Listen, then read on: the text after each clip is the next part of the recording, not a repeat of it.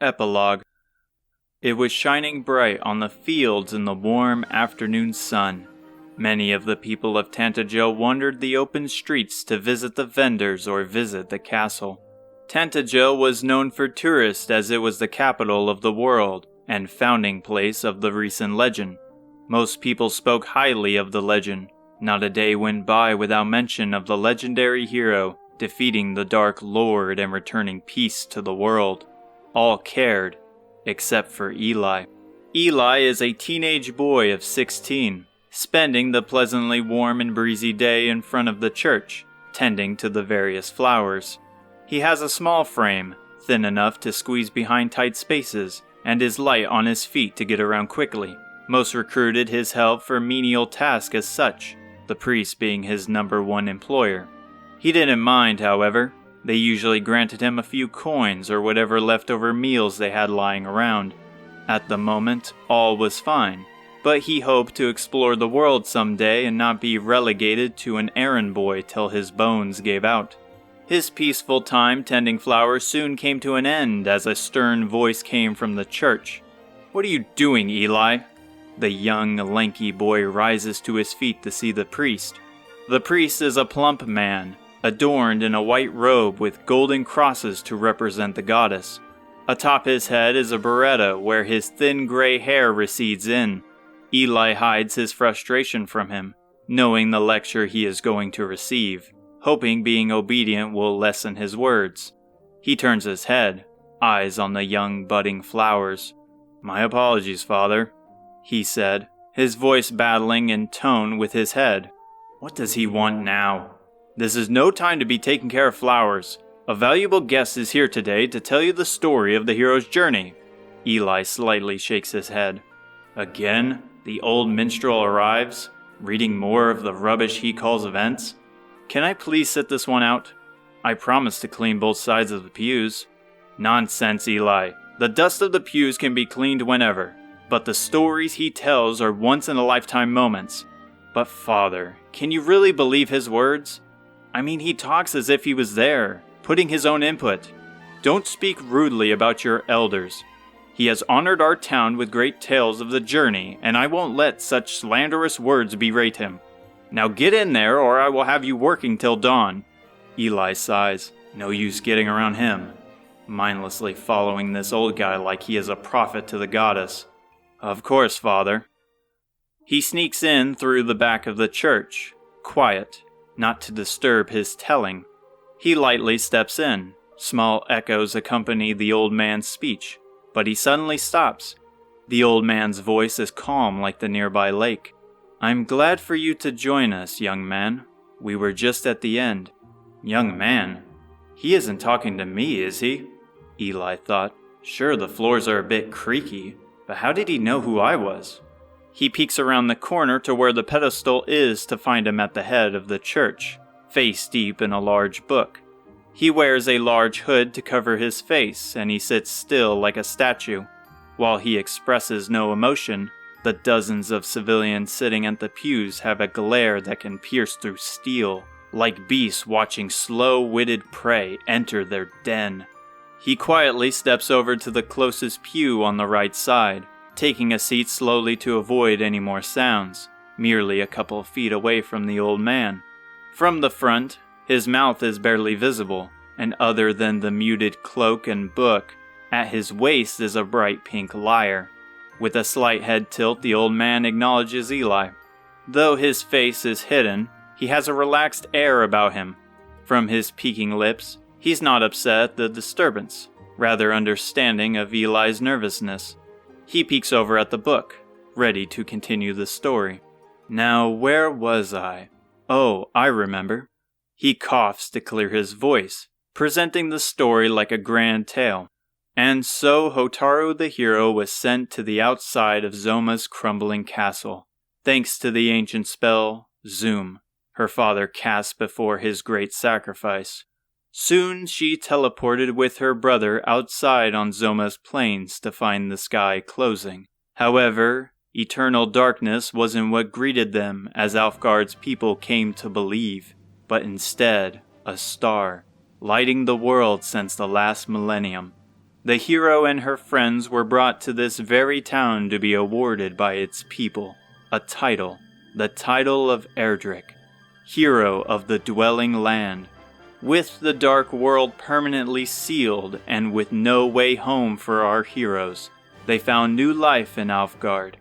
The wandering martial artist Isamu settled in the fortified city of Cantiln, aiding the researchers in their studies to create the golems that now guard the city, and training young warriors in his craft to have the lessons of his mentor live on through them.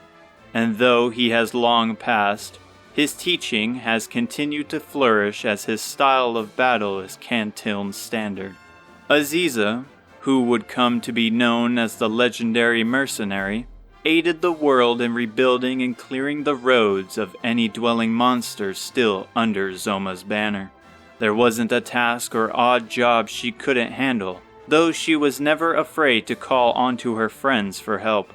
Her biggest mission in history is clearing the remains of Zoma's castle, wiping away any monsters and returning the isolated land back to nature. Fedir would be called by many the brilliant sage, even if he wasn't too keen on the name. He studied the new world, learning more of the goddess and of the ancient fairies who once roamed the land. He spent most of his years in the town of Kol, where it was said the fairies lived in peace. He never did learn much of them or the full understanding of his power. The old man hesitates, leaning harder into his book. Must be an old tome, Eli thought. The words are probably faded by now, or he is making the stuff up as he goes. Finally, Hotaru the hero aided the town in rebuilding Tantagel back to its former glory. Once complete, she settled down, bearing a few children before wandering aimlessly throughout the world. They say at the time she was reminiscing her father's words, leaving old relics behind to live in peace, escaping the hero's life she was given. He closes the book and sets it on the pedestal. Eli shakes his head, spreading his arms in confusion. That's it? The hero found life to be too hard and just gave up? Eli! The pudgy priest shouted, stomping over to the front pews. Eli turned around to the back of the church, and as they met, his eyes burned with rage. He knew the priest would never strike him, but the way he approached, Eli was unsure. However, halfway up the passageway and the minstrel spoke again. Their eyes didn't meet, but the calming voice of his soothed the furious priest like a magic spell. Please, Father, do not get mad at this child. It is only natural to be upset by an ending as such. The priest stops in his tracks, his lips quivering as the eyes of Tantagel's civilians pierce into him. My apologies, sir. The minstrel tilts his head over to Eli, his hood covering his face where only his gentle smile peeks out. What I like about stories is how everyone has their own interpretation to them, as everyone has experienced life ever so slightly. You may find the hero's departure frustrating and nonsensical, while I believe it to be different. Knowing that the hero has left her own world behind, watched as her grandmother and father have fallen before her, all at a youthful age. The stress of it all got to her. Most people would shut down after such hard trials as their losses never truly fade. I know I would. But if you want to hear a secret not in the many retellings, she took her husband and kids to live a normal life. Where? That is when the secret ends. He steps up from the stool he's been sitting on. Excuse me, everyone. I'm going to get some fresh air. I will gladly answer all your questions when I get back. The minstrel steps past the priest and makes for the door to the outside. Its bright light shines in like a gateway to the heavens. The people are quite upset at the circumstances. Most of their faces are disappointed by his departure, either upset at Eli's rude outburst, worrying of angering the minstrel to the point of no return. Most murmur over each other about the new details he revealed. The hero went to live outside the city? Where could she have gone? They said, getting louder by the second.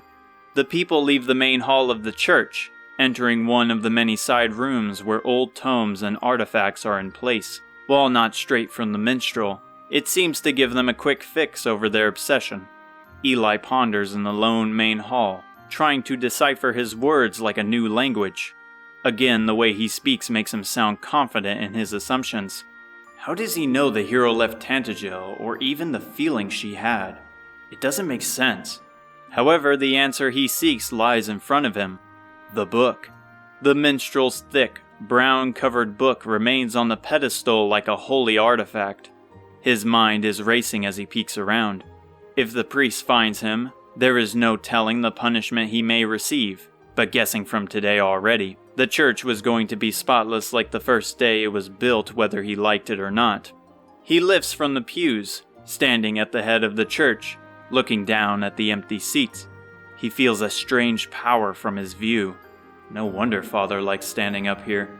He takes a glance at the blank cover, not a single word at the front or back, as if it was a trap to capture thieves. Regardless of his gut feeling, he turns open the book and is left in shock. What is found is nothing like the old minstrel has said. Instead, what Eli was thinking. The book, each page, was completely blank. Eli follows the beautiful melody out of town.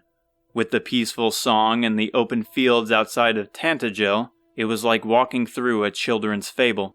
The tall grass sparkles a healthy green in the warm sun. The nearby lake is a clear blue, where fish are seen swimming near the surface. Along the horizon are large and vast mountain ranges, where stories of other towns lie. Eli has always loved and respected nature. Sadly, he has spent his life in only Tantagel, but one thing he agrees with when it comes to the minstrel is how vast and unique Alfgard is. Somewhere deep in these lands lies a town of fairies, a fortress of golems. Unfortunately, from his stories, the Dark World was a place of beauty with large cities bigger than the capital, full of thick forests, open plains and farmlands, endless fields of sand and snow. Eli deeply wants to believe in the minstrel's words as everyone does, but the ideas are too outlandish. They had to have been fabricated. He reaches the minstrel, who stands at the center of a field of yellow flowers, playing his lyre. Eli is absorbed in the beautiful meadow of flowers and relaxing music, but like last time the minstrel stops, acknowledging Eli. Have you come to appreciate the scenery, or perhaps you wish to discuss more on the matter? His calm voice works its magic once more. Eli stormed out of the church with the accusations in hand of the lies the minstrel told, but now he was getting cold feet. His words leave his lips like a whisper, afraid of disturbing the old man. He worried that maybe fighting with people was all too common with the old man, and he stayed in nature to avoid the fury of people. At least, that was what Eli did. Have you been playing for a long time? You are very good. I have been playing for a while now, though I am more familiar with the flute. I picked this thing up years ago. I appreciate your words. I'm sure my father would be proud of the practice I've been putting in. Your father was a minstrel? He was. He used this lyre to woo my mother. They had a lot of differences, but they made it work. His music cheered up many people. It's all I have now to remember him. A shame the thing doesn't work anymore. Eli tilts his head and squints his eyes as he sees the man fiddling with the strings. The minstrel is looking away from Eli, out into the isolated mountains of the lake. It seems something disturbs you, the old man said, keeping his body still. The truth weighs on Eli like guilt.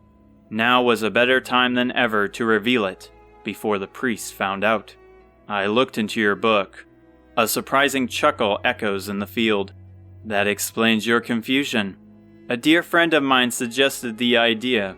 He said with my lack of sight, I wouldn't be able to read anyways, so it would be best to have someone else do it while I gave my perspective. I wish I could see his face now. He probably wouldn't believe I actually went through with his dumb plan. So what you are saying is made up? Far from it. They come straight from memory. I don't understand. Who are you? He lifts the hood and Eli chokes on his breath.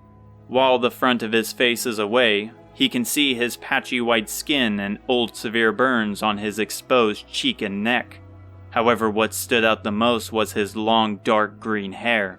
It flowed down to his back when he fixed it, but it looked heavily damaged, as if it was strangled of life. "You're a fairy?" I prefer to say, was. "Other than my senses, I carry no magic, lesser than human," as Zoma put it. "Zoma said that?" Wait, his mind clicked like a puzzle falling into place. The empty book now made sense. "You're Fedir, the brilliant sage." As I said, I don't like to be called that name. Most of my wisdom comes from my age. But that means everything you said was true. The Dark World, exploring the pyramid, or how you wandered the tundra. Everything you said was real. Fedir chuckles again. It's been a long time since I heard someone get excited over something so small. But keep your praises. I am a simple minstrel now, telling personal stories of this old man's journey.